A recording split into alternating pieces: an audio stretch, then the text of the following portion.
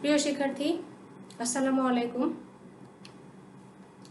আমি মঞ্জুরা পারভিন, সহকারী শিক্ষক, পুলিশ লায়ন্স ইসলাম কলেজ, বগুড়া। আজকে আমি তোমাদের ক্লাস নিতে যাচ্ছি নবম শ্রেণী, বিষয় বাংলাদেশ ও বিশ্ব পরিচয়। আমাদের দ্বিতীয় সাময়িক পরীক্ষার যে সিলেবাস রয়েছে তার ভিত্তিতে আমরা ক্লাসটা নিব। আমাদের দ্বিতীয় সাময়িক পরীক্ষায় 6টা অধ্যায় রয়েছে। আমি তোমাদের এই 6টা অধ্যায়ের কিছু অংশ আলোচনা করার চেষ্টা করব আজকে। আশা করছি তোমরা আমার সাথে মনোযোগ দিয়ে ক্লাসটাতে অংশগ্রহণ করবে। আসো, আজকে আমি যে বিষয়গুলো আলোচনা করব আমরা একটু দেখে নিই বোর্ডে। বিষয় বাংলাদেশ ও বিশ্ব পরিচয়, অধ্যায় 6, রাষ্ট্র, নাগরিকতা ও আইন।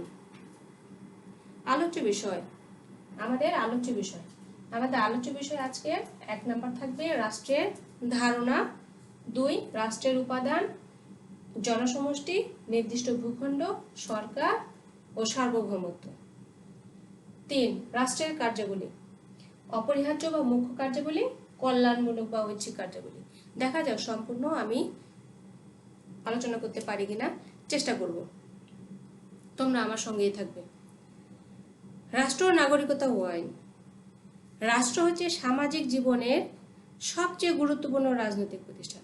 সমাজে বসবাসরত সকল মানুষকে একটি ঐক্যসূত্রে বাঁধা এবং তাদের কল্যাণ ও সমস্যা সমাধানের জন্যই কি রাষ্ট্রের আবির্ভাব ঘটে। সমস্যা সমাধানের জন্যই আসলে কি হয়, রাষ্ট্রের আবির্ভাব ঘটে। সমাজ বিকাশের একটি স্তরে সমাজের মধ্যে থেকে এই রাষ্ট্রের উৎপত্তি ঘটেছে। প্রাচীন ও মধ্যযুগে রাষ্ট্রকে মনে করা হতো কি ঈশ্বরের সৃষ্টি। আসলে কি ঈশ্বরের সৃষ্টি? না। আধুনিক রাষ্ট্রবিজ্ঞানীরা রাষ্ট্রকে সর্বজনীন কল্যাণ সাধনকারী এবং মানুষের স্বাধীনতা ও ব্যক্তিত্ব বিকাশের জন্য অপরিহার্য প্রতিষ্ঠান বলে ব্যাখ্যা করেছেন। রাষ্ট্র হলো নাগরিকের জন্য, অর্থাৎ মানুষ যে এই সমাজে বসবাস করে তাদের জন্যই মূলত রাষ্ট্র। নাগরিকের সুখ ও শান্তি বিধান করার জন্য রাষ্ট্রকে অনেক কাজ করতে হয়। রাষ্ট্রের এই কাজ কতগুলো অপরিহার্য এবং কতগুলো ঐচ্ছিক, মানে কতগুলো রাষ্ট্রের যে কাজ রয়েছে সেগুলো কতগুলো কি অপরিহার্য, মানে করতেই হবে, আর কতগুলো হলো ঐচ্ছিক, যেগুলো করলেও চলে, করলে ভালো, না করলে সমস্যা নেই, এরকম। তো যাই হোক, আবার রাষ্ট্রের প্রতি নাগরিকদেরও বেশ কিছু কি রয়েছে, দায়িত্ব কর্তব্য রয়েছে। রাষ্ট্রে যে শুধুমাত্র নাগরিকদের জন্য করবে তা কিন্তু নয়, নাগরিকদেরও কি রয়েছে, রাষ্ট্রের প্রতি অনেক দায়িত্ব কর্তব্য করতে হয়, পালন করতে হয়। অন্যদিকে নাগরিক জীবনের নিরাপত্তা বিধান এবং সমাজে বিদ্যমান সমস্যাগুলো প্রতিরোধ ও প্রতিকারে আইনের বিধিবিধান আবশ্যক। আমরা এই অধ্যায়ে তো আলোচ্য বিষয় আমরা জানলাম। এখন আমরা আলোচনা করব রাষ্ট্রের ধারণা। প্রত্যেক মানুষ কোনো না কোনো রাষ্ট্রে বসবাস করে। প্রত্যেক মানুষই কিন্তু কোনো না কোনো রাষ্ট্রে বসবাস করে। রাষ্ট্রের বাইরে কিন্তু কেউ বসবাস করে না। হঠাৎ করে কোনো রাষ্ট্রের উৎপত্তি হয়নি। আদিম মানুষ প্রথমে গোত্রভিত্তিক বসবাস করত। তারা অনেক গোত্রে থাকতো, তখন কিন্তু রাষ্ট্রের উৎপত্তি হয়নি। সময়ের পরিবর্তনে একসময় রাষ্ট্রের উৎপত্তি হয়। যত সময় যাচ্ছে তত কি হচ্ছে, আধুনিক হচ্ছে। মানুষই রাষ্ট্র সৃষ্টি করে, অর্থাৎ মানুষ তার প্রয়োজনেই রাষ্ট্র সৃষ্টি করে। রাষ্ট্রে বসবাসকারী প্রত্যেক নাগরিকেরই কি থাকতে হবে, রাষ্ট্রের নিয়মকানুন মেনে চলতে হয়। তাদেরকে, রাষ্ট্রে যারা বসবাস করে তাদের প্রত্যেকের কি করতে হয়, রাষ্ট্রের নিয়মকানুনগুলো মেনে চলতে হয়। রাষ্ট্রে বসবাসকারী জনগণকে ওই রাষ্ট্রের নাগরিক বলা হয়, অর্থাৎ যে রাষ্ট্রে আইন কানুন মেনে চলবে মানুষ, তাদেরকে কি বলা হচ্ছে, নাগরিক বলা হয়। নাগরিকদের সুন্দর সুষ্ঠুভাবে বাঁচার জন্য রাষ্ট্র অনেক কাজ করে থাকে। রাষ্ট্র কিন্তু অনেক কাজ করে থাকে, মানুষ যেন খুব সুন্দরভাবে কি করতে পারে, সেগুলো ভোগ করতে পারে, তারা সুন্দরভাবে সুস্থভাবে বেঁচে থাকতে পারে, সেজন্যই। এখন আমরা দেখি রাষ্ট্র বিজ্ঞানীরা রাষ্ট্র সম্পর্কে কিছু কি করেছেন, বিভিন্নভাবে সংজ্ঞায়িত করেছেন রাষ্ট্রকে। এক একজন এক এক রকম মতবাদ ব্যাখ্যা করেছেন। রাষ্ট্রবিজ্ঞানী ও রাজনৈতিক তত্ত্ববিদরা রাষ্ট্রকে বিভিন্নভাবে সংজ্ঞায়িত করেছেন। হ্যাঁ, এরিস্টটলের মধ্যে স্বয়ংসম্পূর্ণ জীবনের জন্য কতিপয় পরিবার ও গ্রামের সমন্বয়ে গঠিত সংগঠনই রাষ্ট্র। রাষ্ট্রবিজ্ঞানী M.R. ম্যাকাইভারের মতে রাষ্ট্র হচ্ছে সরকার কর্তৃক প্রণীত আইন দ্বারা পরিচালিত একটি সংগঠন, যার কর্তৃত্বমূলক ক্ষমতা রয়েছে এবং যার নির্দিষ্ট ভূখণ্ডে বসবাসরত অধিবাসীদের উপর বলবৎ হয়। অধ্যাপক গার্নার রাষ্ট্রের সবচেয়ে সুস্পষ্ট ও কি করেছেন, পূর্ণাঙ্গ ব্যাখ্যা দিয়েছেন। তিনি বলেন রাষ্ট্র হলো বহু সংখ্যক ব্যক্তি নিয়ে গঠিত এমন এক জনসমাজ যারা নির্দিষ্ট ভূখণ্ডে স্থায়ীভাবে বসবাস করে, যা বহিঃশক্তির নিয়ন্ত্রণ হতে মুক্ত এবং যাদের কি একটি সুসংগঠিত সরকার আছে, যে সরকারের প্রতি ওই জনসমাজ স্বভাবতই কি থাকে, অনুগত থাকে। অর্থাৎ যারা বহিঃশক্তির নিয়ন্ত্রণ হতে মুক্ত, অর্থাৎ বিদেশি বাইরের আমাদের দেশের বাহিরে বিদেশি শক্তি নিয়ন্ত্রণ হতে তারা মুক্ত, এবং যাদের একটি সুসংগঠিত সরকার রয়েছে এবং ওই রাষ্ট্রে একজন সরকার থাকতে হবে, যে সরকারের প্রতি ওই জনসমাজ কি থাকবে, স্বভাবত অনুগত থাকবে। হ্যাঁ, সুতরাং আমরা বলতে পারি রাষ্ট্র হলো একটি কি ভূখণ্ড ভিত্তিক সমাজ বিশেষ, যার সংগঠিত সরকার ও জনসমষ্টি রয়েছে এবং যার নিজস্ব ভৌগোলিক এলাকার মধ্যে অন্যান্য সকল প্রতিষ্ঠানের উপর সার্বভৌম ক্ষমতা প্রতিষ্ঠিত আছে। এরপর আসি আমরা, এই যে আমরা এতক্ষণ আলোচনা করলাম রাষ্ট্রের ধারণা, এই রাষ্ট্রের ধারণা, এখন রাষ্ট্রের ধারণা ব্যাখ্যা করতে গেলে আমাদেরকে কি করতে হবে, রাষ্ট্রের 4টি উপাদান নিয়ে আলোচনা করতে হবে। রাষ্ট্রের ধারণা ব্যাখ্যা করলে আমরা রাষ্ট্রের কি পাই, আমরা রাষ্ট্রের 4টি উপাদান দেখতে পাই। যে 4টি উপাদান আমি কি করেছি, বোর্ডে লিখে দিয়েছি তোমাদের। একটা হলো জনসমষ্টি। তাহলে আমরা কি করব, এই জনসমষ্টি নিয়ে আলোচনা করব। তাহলে প্রত্যেক রাষ্ট্রেরই কি থাকতে হবে, এই 4টি উপাদান থাকতে হবে। এই 4টি উপাদান ছাড়া কি হবে না, রাষ্ট্র হতে পারে না। জনসমষ্টি দেখো, রাষ্ট্রের প্রাথমিক উপাদান হচ্ছে জনসংখ্যা। তো প্রথম উপাদানটাই হচ্ছে কি থাকতে হবে, জনসমষ্টি থাকতে হবে, অর্থাৎ লোক সংখ্যা থাকতে হবে। জনসমষ্টি বলতে রাজনৈতিকভাবে সংগঠিত জনগণকে বোঝায়। রাষ্ট্র গঠনের জন্য জনসমষ্টি একান্ত অপরিহার্য। রাষ্ট্র গঠন করতে গেলে কি প্রয়োজন, জনসমষ্টির প্রয়োজন, অর্থাৎ জনসংখ্যা থাকতে হবে।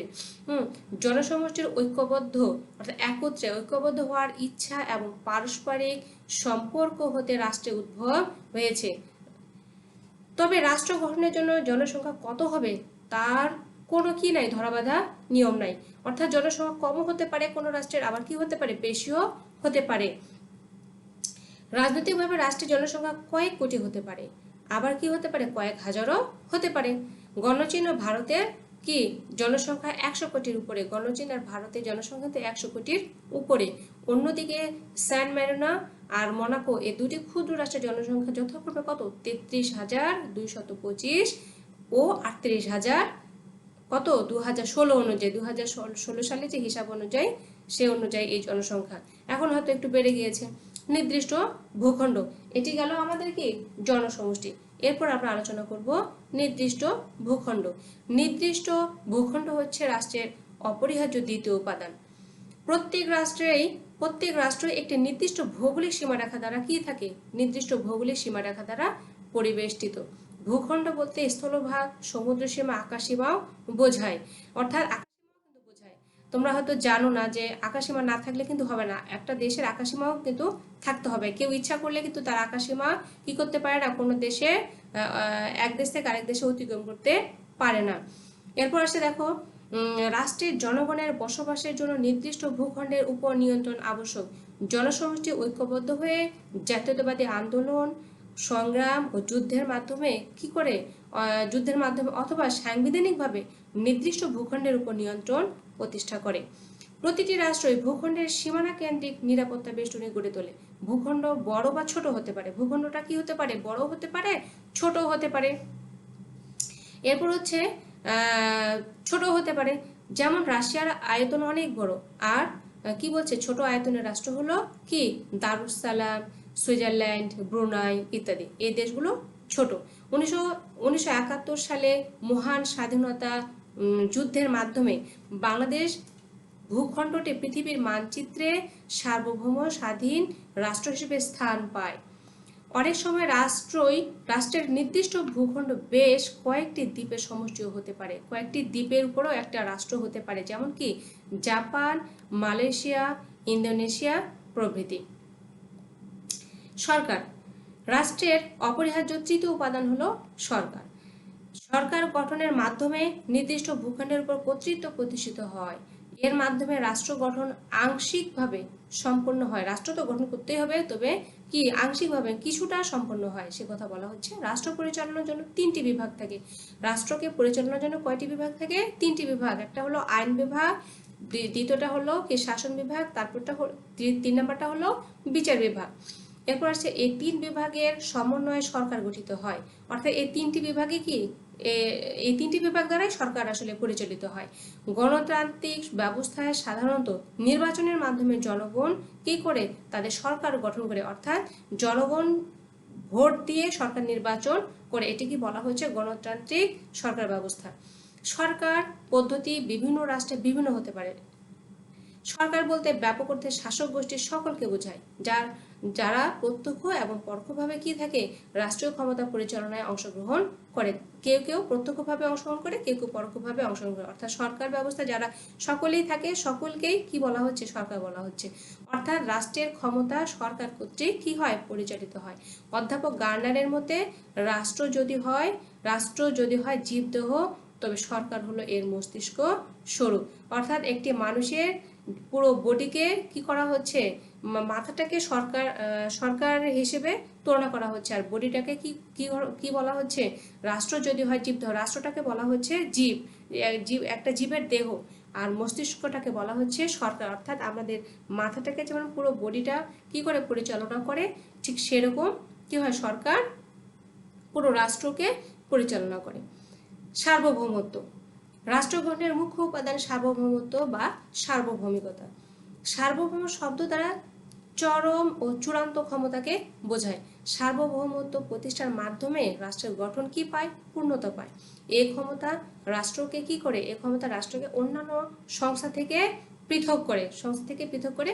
সার্বভৌমত্ব হচ্ছে রাষ্ট্রের ওই বৈশিষ্ট্য যার ফলে নিজের ইচ্ছা ছাড়া অন্য কোনো প্রকার ইচ্ছার দ্বারা রাষ্ট্র কি হয় না? আইন সঙ্গতভাবে আবদ্ধ নয়। প্রত্যেক সমাজ ব্যবস্থায় চূড়ান্ত ক্ষমতা কার্যকর করার জন্য একটি মাত্র কেন্দ্রীয় কর্তৃপক্ষ থাকবে, আর এই ক্ষমতাই হলো সার্বভৌম ক্ষমতা। সার্বভৌমের আদর্শই হলো আইন। সার্বভৌমের আদর্শ বা আইন মানতে সকলেই বাধ্য। অর্থাৎ এখানে রাষ্ট্রের মধ্যে যে আইনগুলো থাকে, এই আইনগুলো এই রাষ্ট্রের যত মানুষ বসবাসী করুক না কেন, এই আইনগুলো কি করতে হবে? তাদেরকে অবশ্যই মানতে বাধ্য হতে হবে। সার্বভৌম ক্ষমতার অভ্যন্তরীণ বাহ্যিক কি রয়েছে? 2টি দিক রয়েছে। অভ্যন্তরীণ ক্ষমতা প্রয়োগের মধ্য দিয়ে রাষ্ট্রের কি হয়? রাষ্ট্রের মধ্যকার সকল ব্যক্তি ও প্রতিষ্ঠানের উপর রাষ্ট্রের কর্তৃত্ব প্রতিষ্ঠা পায়। এই সার্বভৌম ক্ষমতার ঊর্ধ্বে কোনো কর্তৃপক্ষ নেই। কোনো কর্তৃপক্ষ কি আছে? না, কোনো কর্তৃপক্ষ নেই। বাহ্যিক সার্বভৌমত্বের অর্থ হলো রাষ্ট্র আন্তর্জাতিক ক্ষেত্রে বহিঃশক্তির নিয়ন্ত্রণ ও হস্তক্ষেপ থেকে মুক্ত থাকবে। অর্থাৎ বাইরের কোনো শক্তি যখন তখন ইচ্ছাগুলি কি করতে পারবে না? একটি দেশের উপর হস্তক্ষেপ করতে পারবে না। আর কেবল জনসমষ্টি, নির্দিষ্ট ভূখণ্ড ও সরকার থাকা সত্ত্বেও একটি দেশের সার্বভৌমত্ব ক্ষমতা না থাকলে তা কি হয় না? তা রাষ্ট্র হিসেবে বিবেচিত হবে না। তাহলে আমরা বুঝলাম যে জনসমষ্টি, নির্দিষ্ট ভূখণ্ড, সরকার, এই 3টা রয়েছে। কিন্তু যদি কি না থাকে? সার্বভৌমত্ব ক্ষমতা না থাকে, তাহলে কি হবে না? রাষ্ট্র হিসেবে বিবেচিত হবে না। তাহলে রাষ্ট্র হতে গেলে কি থাকতে হবে? 4টি উপাদানই থাকতে হবে। যতদিন রাষ্ট্রের কি স্থায়িত্ব বিদ্যমান থাকে, ততদিন সার্বভৌমত্বের স্থায়িত্ব থাকবে।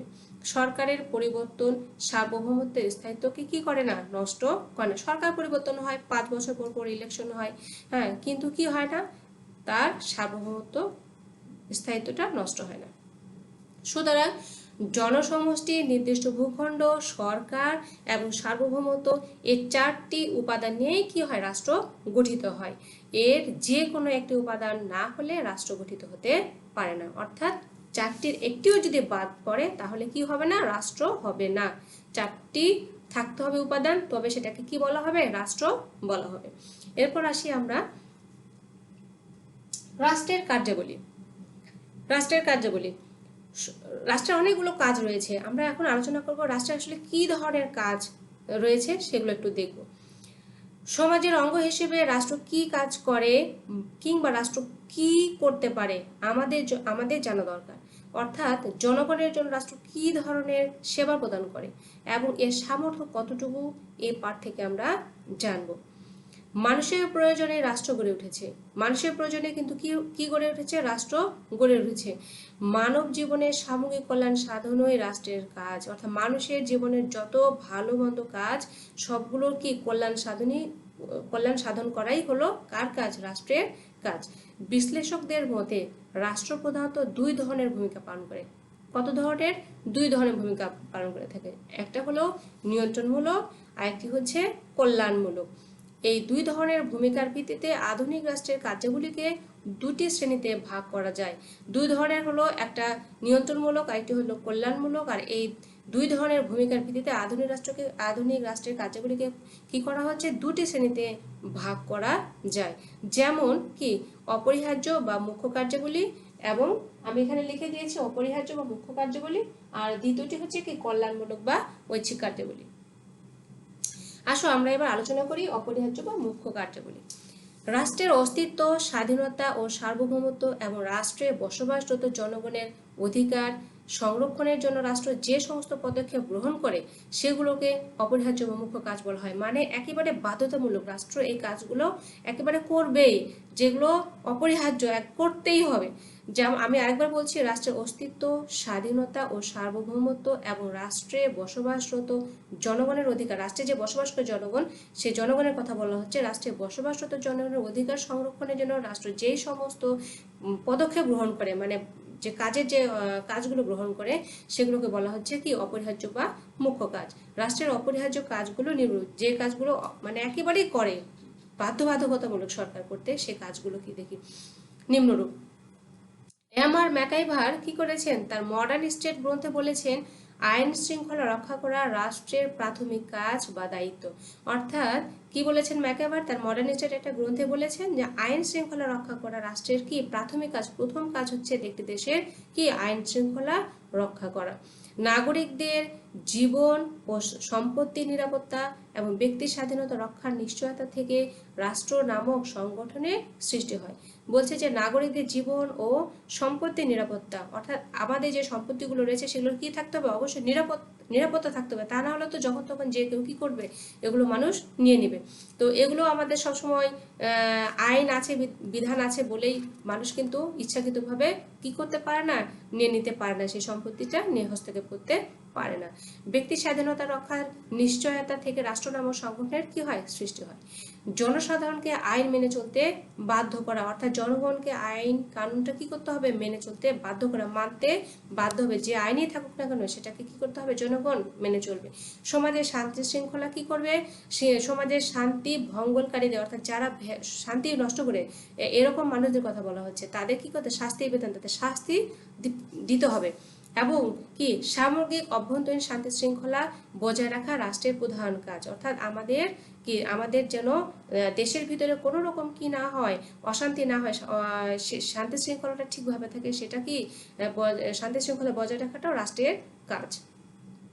এ লক্ষ্যে রাষ্ট্র স্থানীয়, আঞ্চলিক এবং কি করে জাতীয় পর্যায়ে রাজনৈতিক কর্তৃত্ব প্রতিষ্ঠা করে থাকে। হ্যাঁ, রাষ্ট্র আইন শৃঙ্খলা রক্ষার্থে কি করে? পুলিশ ও অন্যান্য আধা সামরিক বাহিনী গড়ে তোলে। পুলিশ এবং আধা সামরিক বাহিনী গড়ে তোলে। তারা যেন কি করে? বাংলাদেশে পুলিশ, র্যাব, আনসার, গ্রাম প্রতিরক্ষা দল ইত্যাদি আইন শৃঙ্খলা রক্ষাকারী বাহিনী কি করে? কাজ করছে।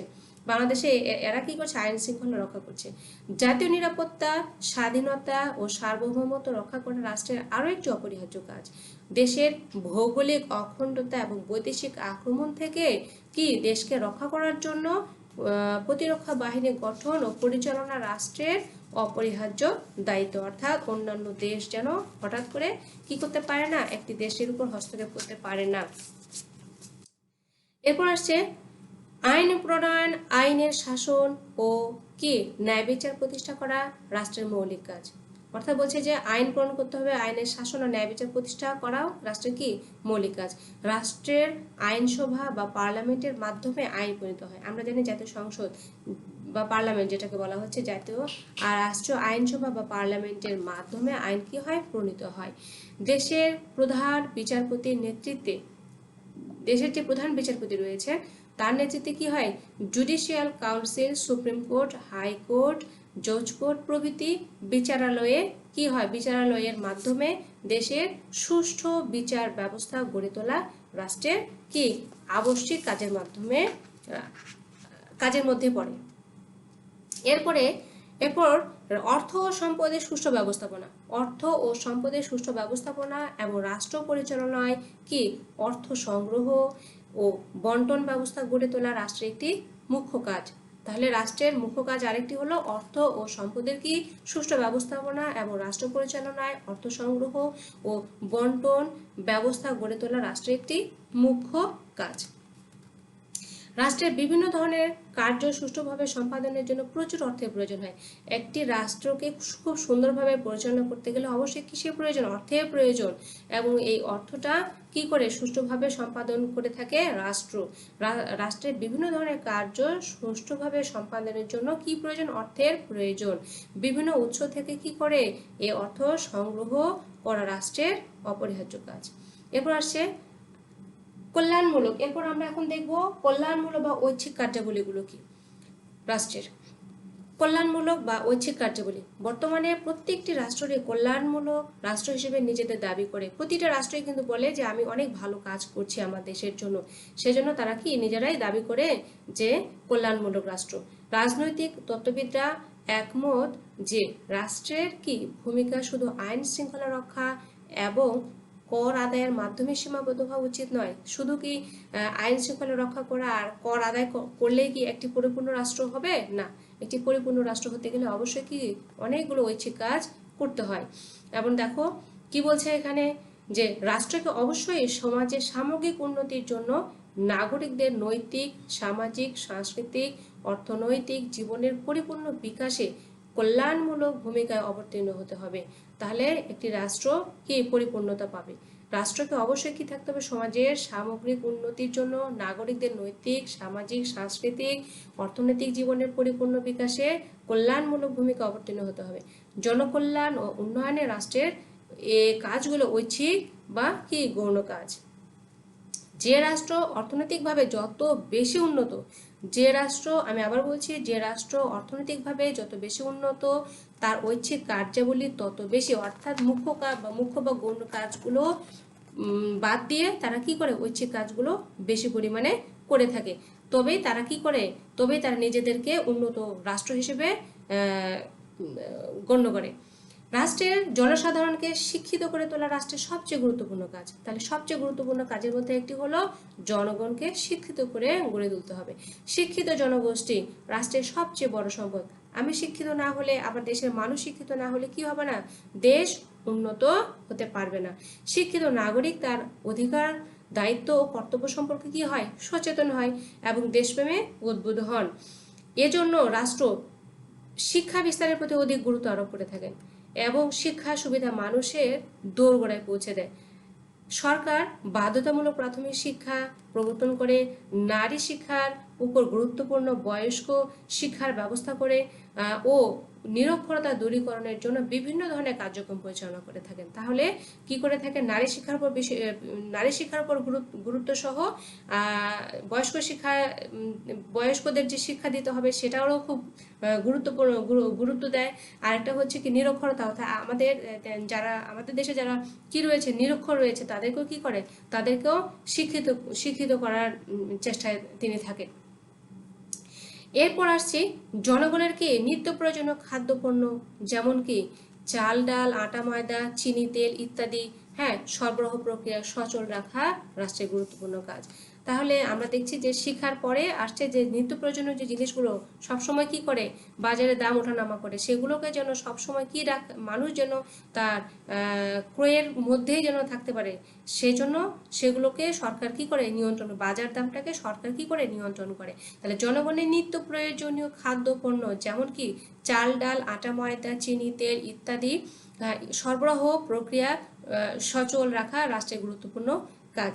আমরা জানি এখন খুব বর্তমান ক্রাইসিসও কি অনেক সময় নিত্যপণ্যের দাম বেড়ে যায়, এটা যেন না হয় সেজন্য সরকার কি করছে, আমাদেরকে বিভিন্ন মাধ্যমে এই প্রয়োজনীয় খাদ্য সামগ্রীগুলো এই আমাদের দুর্যোগের মুহূর্তেও তারা কি করছে, বাজারে সাপ্লাই দিচ্ছে এবং মানে সঠিক দামে, যে দামটাতে মানুষ কি করতে পারে, এগুলো কিনতে পারে। এরপরে দেশের অবকাঠামোগত উন্নয়ন। দেশের অবকাঠামোগত উন্নয়ন যথা কি রাস্তাঘাট, সেতু, সড়ক, রেলপথ, নৌ চলাচল, বিমান যোগাযোগ, ডাক, তার ও টেলিযোগাযোগ এবং যোগাযোগের কি আধুনিক প্রযুক্তির সাথে সংযুক্ত থাকা রাষ্ট্রের গুরুত্বপূর্ণ ঐচ্ছিক কাজ। অর্থাৎ এই আমাদের দেশের সাথে যেন যোগাযোগ ব্যবস্থাটা কি থাকে, সম্পূর্ণ দেশের একটি দেশের প্রতিটি জেলার সাথে সরকারের যেন একটা ভালো যোগাযোগ থাকে এবং একজন মানুষ যেন এক জেলা থেকে এক দেশ থেকে আরেক দেশে কি রাখতে পারে, যোগাযোগটাকে সুন্দরভাবে রাখতে পারে, সেজন্য কি করছে, বিভিন্ন রকম কাজ করে যাচ্ছে সরকার। এরপর আসছে বর্তমান বিশ্বে যোগাযোগ ব্যবস্থায় ব্যাপক বিপ্লব সাধিত হয়েছে। অভ্যন্তরীণ ও আন্তর্জাতিক যোগাযোগের ক্ষেত্রে প্রযুক্তিগত উন্নয়ন রাষ্ট্রের গুরুত্বপূর্ণ ঐচ্ছিক কাজ হিসেবে বিবেচিত হচ্ছে। সুষ্ঠু পরিবহন ও যোগাযোগ ব্যবস্থা গড়ে তোলা রাষ্ট্রের উন্নতির জন্য অপরিহার্য। রাষ্ট্রের অতি গুরুত্বপূর্ণ ঐচ্ছিক কাজ হচ্ছে জনগণের কি স্বাধীনতা ও অধিকার রক্ষা করা। রাষ্ট্র জনগণের মত প্রকাশের স্বাধীনতা, চলাচলের স্বাধীনতা, তারপর রাজনৈতিক অংশগ্রহণের নিশ্চিত করার জন্য সহায়ক ভূমিকা পালন করবে। এ লক্ষ্যে নির্দিষ্ট সময় অন্তর রাষ্ট্র অবাধ ও সুষ্ঠু নিরপেক্ষ নির্বাচনের আয়োজন করেন। একটা নির্বাচন দেয় তিনি সেই নির্বাচনটা হতে হবে কি অবাধ ও সুষ্ঠু হতে হবে। তাহলে কি হবে, রাষ্ট্রের অতি গুরুত্বপূর্ণ ঐচ্ছিক কাজ হলো জনগণের কি স্বাধীনতা ও অধিকার রক্ষা করা। তাহলে মানুষ কি তার স্বাধীনতাটুকু পাবে এবং অধিকারটুকু সে পাবে যদি সেটি কি হয়, একটি দেশে নিরপেক্ষ নির্বাচন হয় এবং নিরপেক্ষ সরকার হয়। রাষ্ট্র জনগণের মত প্রকাশের স্বাধীনতা, অর্থাৎ জনগণ যেন তার মতামত প্রকাশ করতে পারে, ভালো মন্দ প্রতিটি দিক যেন কি করতে পারে, উল্লেখ করতে পারে, আলোচনা করতে পারে, বলতে পারে সরকারের কাছে। চলাচলের স্বাধীনতা, আমরা যে রাস্তাঘাটে চলাচল করছি এখানেও আমাদের কি স্বাধীনতা রয়েছে। তা না হলে তো যখন তখন আমাদের যে কোনো সময় আমাদের কি হতো, বিভিন্ন রকম বহিঃশক্তি বলো, অভ্যন্তরীণ শক্তি বলো, বিভিন্ন রকম সন্ত্রাসীদের মাধ্যমে আমরা কি হতাম, সবসময় আহত হতাম, কেউ সবসময় মারা যেতাম, এরকম হয়ে যেত। তো এই আইন শৃঙ্খলা আছে বিধায় আমরা স্বাভাবিকভাবে চলাফেরাটুকু করতে পারছি। তো রাষ্ট্র জনগণের মত প্রকাশের স্বাধীনতা, চলাচলের স্বাধীনতা, রাজনীতিতে কি অংশগ্রহণ নিশ্চিত করার জন্য যে সহায়ক ভূমিকা কি করে পালন করে থাকবে। এই লক্ষ্যে নির্দিষ্ট সময় অন্তর রাষ্ট্র অবাধ ও সুষ্ঠু নিরপেক্ষ নির্বাচনের আয়োজন করে। এছাড়া জনগণের রাজনৈতিক কর্মকাণ্ড পরিচালনায় পরিবেশ সৃষ্টি, সংগঠন ও রাজনৈতিক দল গঠনের স্বাধীনতা, জনগণের বিপরীতমুখী স্বার্থের মধ্যে সমন্বয় সাধন, সংখ্যালঘুদের স্বার্থ সংরক্ষণ, অর্থাৎ আমাদের দেশে সংখ্যালঘু যারা রয়েছে, উপজাতি, তারপরে হলো হিন্দু সমাজ বলো, খ্রিস্টান বলো, যারা অল্প সংখ্যালঘু বলতে যারা সংখ্যায় কম, এরকম জনগণের জন্য তারা সরকার কি করে, বিভিন্ন রকম কল্যাণমূলক কাজ করে যাচ্ছেন। এরপর আসছে সমাজের দুর্নীতি প্রতিরোধ, ক্ষুদ্র নৃগোষ্ঠীর কি অধিকার সংরক্ষণ, শরণার্থীদের আশ্রয়দান ইত্যাদি রাষ্ট্রের ঐচ্ছিক রাজনৈতিক কাজ। এগুলো হলো ঐচ্ছিক রাজনৈতিক কাজের অন্তর্ভুক্ত। সামাজিক নিরাপত্তা নিশ্চিত করার জন্য আধুনিক রাষ্ট্রসমূহ বিভিন্ন ধরনের উদ্যোগ গ্রহণ করে। অর্থাৎ বলছে যে সামাজিক নিরাপত্তা নিশ্চিত করার জন্য কি করে, আধুনিক রাষ্ট্রসমূহ বিভিন্ন ধরনের উদ্যোগ গ্রহণ করে থাকে। রাষ্ট্রে বসবাসরত দরিদ্র, বিধবা, অনাথ ও প্রতিবন্ধীদের অর্থনৈতিক এবং কি করে অন্যান্য সুবিধা প্রদান করা, বেকারদের জন্য ভাতা, বয়স্কদের জন্য বয়স্ক ভাতা, পেনশন প্রদান ইত্যাদি, এগুলো কি করে সামাজিক নিরাপত্তা ব্যবস্থা গ্রহণ কি করে থাকে, রাষ্ট্রের কল্যাণমূলক কার্যাবলী হিসেবে অন্তর্ভুক্ত। এগুলো হচ্ছে সরকারের কল্যাণমূলক কার্যাবলী হিসেবে অন্তর্ভুক্ত।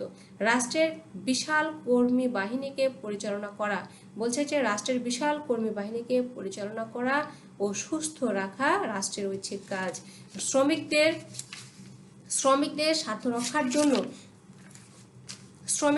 রক্ষার জন্য শ্রম নীতিমালা প্রণয়ন, ন্যূনতম সঠিক মজুরি, তারপর হলো কি কাজের সময় নির্ধারণ, কাজের পরিবেশ সৃষ্টি, বোনাস, ইন্স্যুরেন্স, পেনশন সুবিধা প্রদান, এরপর সে কর্মসংস্থান সৃষ্টি, প্রশিক্ষণের মাধ্যমে দক্ষ শ্রমিক তৈরি, কর্মরত বিদেশি শ্রমিকদের স্বার্থ রক্ষার জন্য শ্রম অফিসার নিয়োগ প্রভৃতি রাষ্ট্রের গুরুত্বপূর্ণ কাজ। এগুলো হচ্ছে কি রাষ্ট্রের সব থেকে বেশি গুরুত্বপূর্ণ কাজ। এছাড়া রাষ্ট্র বিবিধ উন্নয়নমূলক ও জনহিতকর কাজ সম্পাদন করে থাকে, যেমন কি কৃষি ও সেচ ব্যবস্থার উন্নয়ন, বনায়ন কর্মসূচি, প্রাকৃতিক দুর্যোগ মোকাবেলা, এরপর আসছে প্রাকৃতিক দুর্যোগে ক্ষতিগ্রস্তদের কি করে থাকে, সাহায্য পুনর্বাসন করে থাকে। বিভিন্ন রকম প্রাকৃতিক দুর্যোগ হয়ে থাকে আমাদের দেশের, এই দুর্যোগে কি করে থাকে সরকার বিভিন্ন রকম সাহায্য সহযোগিতা করে থাকে। যারা বাড়িঘর হারায়, বাসস্থান হারিয়ে ফেলে, তাদেরকে আবার পুনরায় বাসস্থানের ব্যবস্থা করে দিয়ে থাকে, তাদেরকে খাবার সংগ্রহ করে দিয়ে থাকে, তাদের ওষুধপত্র দিয়ে থাকে। এরকম নানা রকম কর্মসূচি সরকার পালন করে থাকে। এরপর হচ্ছে দুর্ভিক্ষ, মহামারী প্রতিরোধ, নাগরিক সুবিধা সৃষ্টি, বিদ্যুতায়ন ও জ্বালানি সরবরাহ, এরপর প্রাকৃতিক সম্পদের সুষ্ঠু ব্যবস্থাপনা, নগরায়ন, গ্রামীণ উন্নয়ন, কালোবাজারি রোধ, খাদ্য ভেজাল প্রতিরোধ, এরপর নারী ও শিশু পাচার রোধ, অধিকার সচেতনতা সৃষ্টি ইত্যাদি বহুবিধ কাজ রাষ্ট্র কি করে সম্পাদন করে। তাহলে বোঝা গেল রাষ্ট্রের ঐচ্ছিক কাজগুলো। রাষ্ট্র একটি বৃহদাকার কি সংগঠন। রাষ্ট্র হলো আসলে অনেক বড় একটা সংগঠন। প্রতিনিয়ত নতুন নতুন চ্যালেঞ্জ রাষ্ট্রকে কি করতে হয়, মোকাবেলা করতে হয়। আমরা একটি খুব কঠিন একটা দুর্যোগের মধ্য দিয়ে সকলে অতিবাহিত হচ্ছি, আর এই দুর্যোগটিও আমাদের কি করছে, সরকারই পুরোটাই নিয়ন্ত্রণ করছে এবং সরকারকে সহযোগিতা করছে দেশের মানুষেরা। তবে সার্বিকভাবে জনগণের কল্যাণ সাধনই রাষ্ট্রের উদ্দেশ্য। জনগণের চাহিদা অনুযায়ী বিশ্বের কল্যাণকামী রাষ্ট্রের মতো বাংলাদেশে রাষ্ট্রের ঐচ্ছিক কাজের পরিধি দিন দিন ব্যাপক ও বিস্তৃত হচ্ছে। এই ঐচ্ছিক কাজগুলো আমি যতগুলো আলোচনা করলাম, এগুলোর বাইরেও রাষ্ট্র কি করছে, অনেক বহুবিধ ঐচ্ছিক কাজ করছে। তো শিক্ষার্থী, আমি এতক্ষণ তোমাদেরকে আজকে যে আলোচনাগুলো, রাষ্ট্রের ধারণা, রাষ্ট্রের উপাদান, রাষ্ট্রের কার্যাবলী, এই 3টি বিষয় আমি তোমাদের সঙ্গে আলোচনা করলাম। আজকে আমি আর এত, আসলে আমাদের অধ্যায়টা তো অনেক বড়, একদিনও তো এত বড় অধ্যায়টা আলোচনা করা সম্ভব নয়। তো আমি যতটুকু আলোচনা করলাম আশা করি তোমরা বুঝতে পেরেছো। সমস্যা থাকলে আগামীতে ক্লাসে আমি শুনবো। আর আজকে আলোচনার ভিত্তিতে আমি তোমাদেরকে বাড়ির কাজ দিচ্ছি, মৌখিকভাবে আমি প্রশ্ন বলছি, তোমরা একটু লিখে দাও খাতায়। যেমন আজকে আমি আলোচনা করলাম কি রাষ্ট্রের ধারণা। তো আমি তোমাদেরকে প্রশ্ন বলি সংক্ষেপে যে রাষ্ট্রের ধারণা বলতে কি বোঝো। এটি একটি প্রশ্ন, রাষ্ট্রের ধারণা বলতে কি বোঝো। আরেকটি প্রশ্ন হচ্ছে রাষ্ট্রের কার্যাবলীগুলো কি ব্যাখ্যা করো। রাষ্ট্রের উপাদান, রাষ্ট্রের যে 4টি উপাদান আমরা পড়লাম, রাষ্ট্রের উপাদানগুলো ব্যাখ্যা করো। তোমাদের বাড়ির পড়া দেয়া থাকলো, রাষ্ট্রের ধারণা বলতে কি বুঝো, রাষ্ট্রের উপাদানগুলো ব্যাখ্যা করো।